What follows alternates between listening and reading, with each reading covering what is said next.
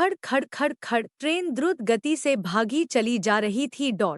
संध्या काल का समय था। तेज बारिश और बीच बीच में बिजली की चमक वातानुकूलित कोच की खिड़कियों से अपनी उपस्थिति दर्ज करा रही थी। केबिन का एकांत और यह भयावह मौसम मुझ जैसे डरपोक आदमी को और डरा रहा था। थोड़ी देर बाद गाड़ी के पहियों की रफ्तार कम हुई और एक मध्यम से स्टेशन पर गाड़ी रुकी। बारिश इतनी ज्यादा थी कि मैं स्टेशन का नाम नहीं पढ़ पा रहा था। मैं अपने केबिन में अकेला था और इस उधेड़बुन में था कि कोई सहयात्री आए जिससे वार्तालाप करते करते आगे का रास्ता आसानी से काटा जा सके और एक अंदरूनी भय जो मेरे अंदर जागृत हो चुका है उससे मुझे निजात मिल सके। तभी किसी ने केबिन का दरवाजा खटखटाया और एक शांत सा दिखने वाला व्यक्ति केबिन में दाखिल हुआ। अपना सामान आदि व्यवस्थित करने के बाद वो मेरी तरफ देखकर मुस्कराया और मेरी तरफ हाथ आगे बढ़कर उसने अपना परिचय दिया। मैं मिस्टर घोष, वो बोला। मैं कोलकाता जा रहा हूँ पुनर्जन्म से संबंधित एक कार्यशाला में भाग लेने के लिए। मैंने उसे बताया कि मैं कानपुर में व्याख्याता के पद पर हूँ और पटना जा रहा हूँ। उसने कुछ खाने का सामान निकाला और मुझसे भी खाने हेतु आग्रह किया। किंतु मैं बहुत ही सशंकित व्यक्तित्व का प्राणी। ट्रेन में किसी अजनबी के द्वारा दिए गए खाने को लेना असंभव था मेरे लिए। मैंने बहुत विनम्रता से उसके आग्रह को ठुकराया। वो भी कम उस्ताद नहीं था, कसकर हंसा और बोला, संशय कर रहे हैं मेरे ऊपर?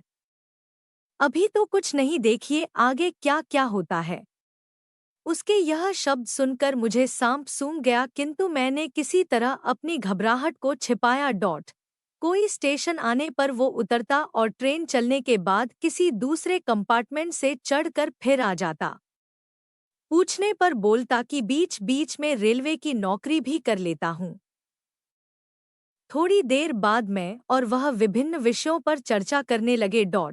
उसने पुनर्जन्म से संबंधित बातें प्रारंभ की और पुनर्जन्म को अंधविश्वास बताया। थोड़ी देर बाद उसने मुझसे पूछा कि क्या आप भूत प्रेत पर विश्वास करते हैं? मैंने कहा बिल्कुल। वो जोर से हंसा और बोला, यह सब बकवास है। मुझे भूतों पर विश्वास था, किंतु वो भूतों के अस्तित्व को नकारता रहा। रात अपने यौवन पर पहुंच चुकी थी।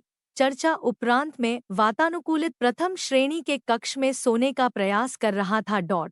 अचानक मुझे ऐसा अनुभव हुआ कि कोई मेरे गले पर गर्म अंगार रख रहा है। मैं हड़बड़ा कर उठा। कहीं कोई नहीं। मेरे अलावा उस कक्ष में मेरा वही सहयात्री था जो सामने की बर्थ पर लेटा घोड़े बेंच कर सो रहा था। मैं फिर सोने का प्रयास करने लगा। अभी आंख लगी ही थी कि मुझे अपने पेट पर बहुत तेज दबाव और हंसने की तेज आवाज सुनाई दी। मैं घबराकर उठा तो देखा कि सहयात्री बर्थ पर नहीं था। लगभग 1-2 मिनट बाद वो आया और बोला, जनाब सोए नहीं? मैंने अपनी घबराहट रोकते हुए उससे कहा, अभी नींद नहीं आ रही, और मैंने अपने बैग से एक मैगजीन निकाली और पढ़ने का नाटक करने लगा। सहयात्री भी बर्थ पर लेट गया और कुछ देर में उसके खर्राटे केबिन में गूंजने लगे। मैं भी थोड़ा निश्चिंत हुआ और बर्थ पर आंख बंद कर लेट गया। ट्रेन कभी धीमी होती, कभी रफ्तार पकड़ लेती, लेकिन मेरे दिल ने अब तेज रफ्तार ही पकड़ रखी थी। भय और घबराहट के कारण लघुशंका की इच्छा अपने आप जीवित हो जाती है और मैं टॉयलेट की तरफ मुड़ जैसे ही मैंने टॉयलेट का दरवाजा खोला, वो सहयात्री मुझे अंदर दिखा और मैं चिल्लाते हुए अपनी बर्थ की तरफ भागा। देखा तो वो सहयात्री इत्मीनान से अपनी बर्थ पर सो रहा है। मैंने घबराहट में उसे जगाया। वो बोला, अरे क्या हुआ? इतना मासूम लग रहा था, वो जैसे कुछ जानता ही ना हो। मैंने कहा, आप यहाँ भी और वहाँ टॉयलेट में भी। वो कुटिलता से हंसा और बोला, मैं कितने रूप में कहीं पर भी रह सकता हूँ। घबराहट के मारे मैं पसीने से तरबतर। बिल्कुल निर्जीव सा खड़ा उसके सामने। वो बोला, तुम्हें भूतों पर विश्वास था ना? तुम्हें तुम्हारे विश्वास का प्रमाण देना था। तुम्हारे जैसे लोगों के कारण ही हम भूत पिशाच लोगों का अस्तित्व है। इतना कहकर वो मेरी आंखों के सामने से अचानक गायब हो गया।